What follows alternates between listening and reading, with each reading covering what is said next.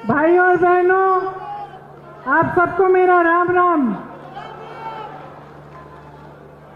देखिए, ये हरियाणा की धरती है,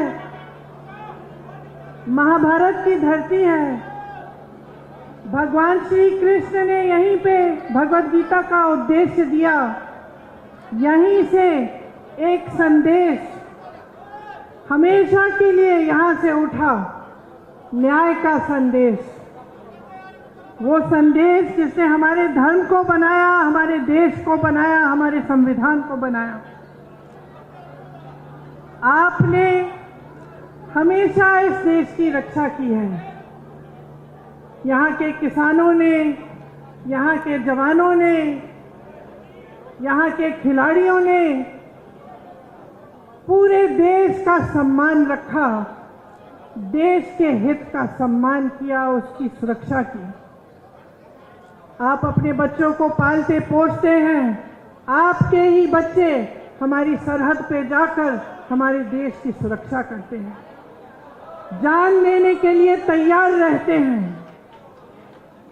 हर पल हरियाणा के प्रदेश के बच्चों ने, आपके बच्चों ने, यहाँ की बहनों ने, यहाँ के बुजुर्गों ने पूरे देश का सम्मान। 10 सालों से आपके प्रदेश में भाजपा की सरकार रही है और आपको इस सम्मान की सुरक्षा करने के बदले में इन्होंने क्या दिया? आपको अपमानित किया और आपका निरादर किया। हर स्तर पर आपका निरादर किया। यहाँ क्या किसान इस पूरे देश का अन्नदाता है? आपने आंदोलन किया, 3 काले कानून लाए, आपने आंदोलन किया, आप खड़े रहे, डटे रहे। आपको क्या मिला? आंसू गैस मिली, लाठियां मिली, सुनवाई नहीं मिली। आपको कहा गया था कि एमएसपी मिलेगी। आज भी जो एमएसपी है 24 आपके जो उपज है उन पे दे रहे हैं, इनमें से तो 10 आप उगाते ही नहीं है। यहाँ आपके साथ विश्वासघात हुआ। हर स्तर पर नौजवानों के साथ देखिए, यहाँ पे इतनी बेरोजगारी है कि मुझे बताने की जरूरत नहीं है। आप हाथ उठा के बताइए कितनों को रोजगार मिला है सरकार से? एक हाथ नहीं उठेगा, सब मना कर रहे हैं। यहाँ के नौजवान कर्मठ हैं। हम दिल्ली के बड़े शहर में देखते हैं, दिल्ली में, मुंबई में, अलग अलग शहरों में यहाँ से पलायन करके जाते हैं। रोजगार वहां मिलता है तो हम खुद देखते हैं। जब भी मैं मिलती हूँ, कोई हरियाणा का युवा है, मुझे मालूम होता है ये कर्मठ बच्चा है, मेहनती बच्चा है, इसका आत्मसम्मान है।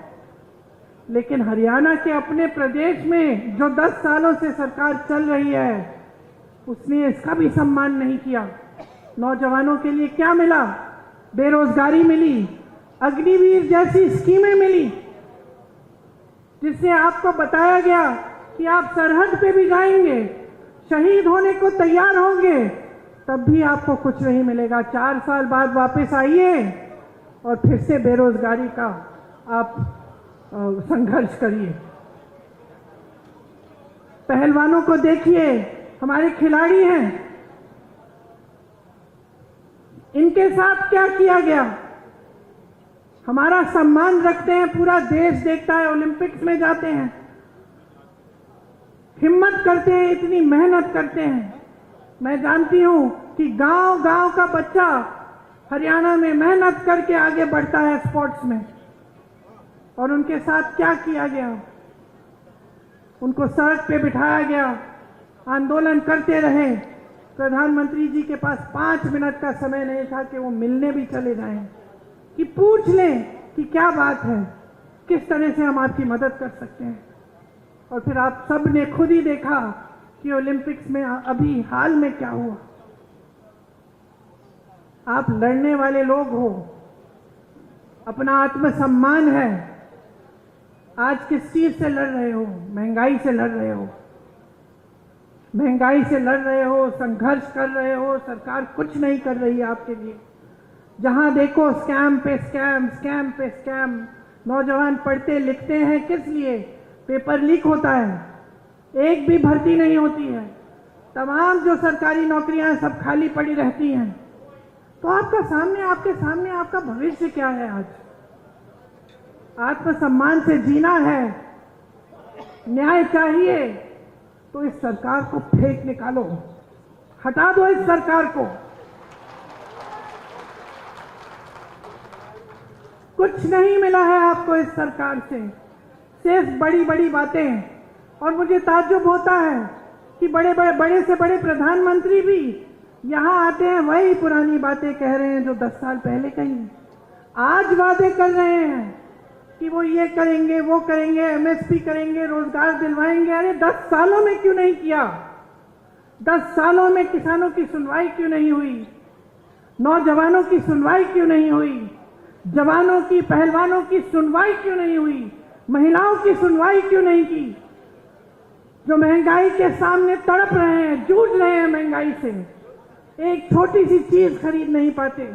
त्योहार आते हैं, घबराहट होती है, घर में कोई बीमार पड़ता है, घबराहट होती है, फीस भरनी पड़ती है, घबराहट होती है।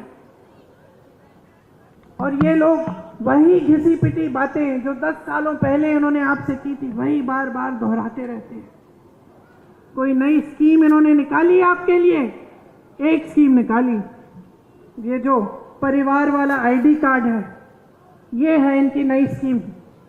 परिवार पहचान पत्र कहते हैं, ये परिवार परेशान पत्र बन गया है।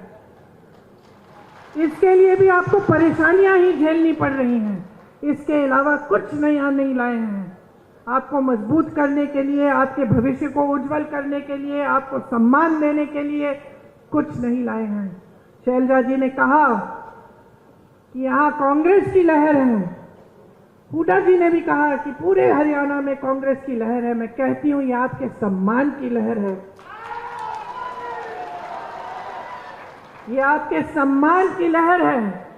अब समय आया है कि संविधान के द्वारा जो आपको वोट दिया गया है, इसको आप एकदम सावधानी से आप इसका इस्तेमाल करें। अगर आज आप बट जाएंगे और किसी भी राजनीतिक दल ने आपको बांटने की कोशिश की और आप बट जाएंगे, आप इनके बहकावे में आ जाएंगे, तो आपको अपना सम्मान वापस नहीं मिलेगा।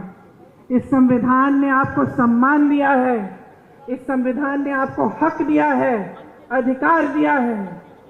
इस संविधान को बदलने वाले जो बात करते हैं कि इस संविधान को बदलेंगे, उनको आप बदल डालें। ये सम्मान की लहर जो पूरे प्रदेश में फैली हुई है, इसको और भी मजबूत बनाइए।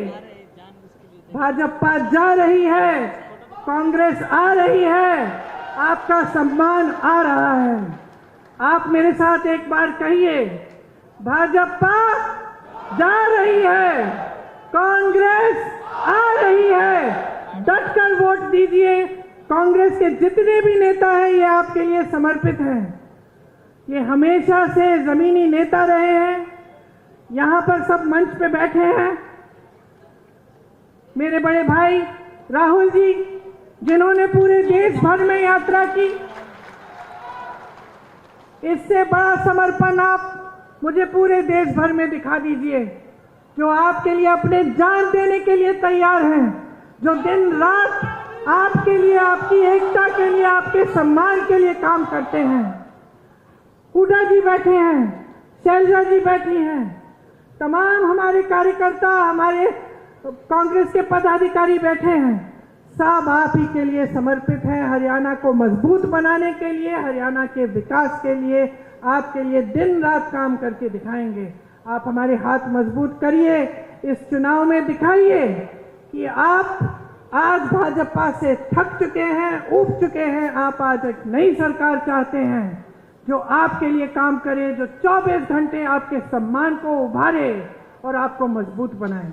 आपको बहुत बहुत धन्यवाद। लंबी बात नहीं कहना चाह रही थी, मैं जानती हूँ आप राहुल भैया की बातों को सुनने के लिए बहुत इंतजार कर रहे हैं, इसलिए अब मैं राहुल जी से कहती हूँ आके आपसे बात करें। धन्यवाद।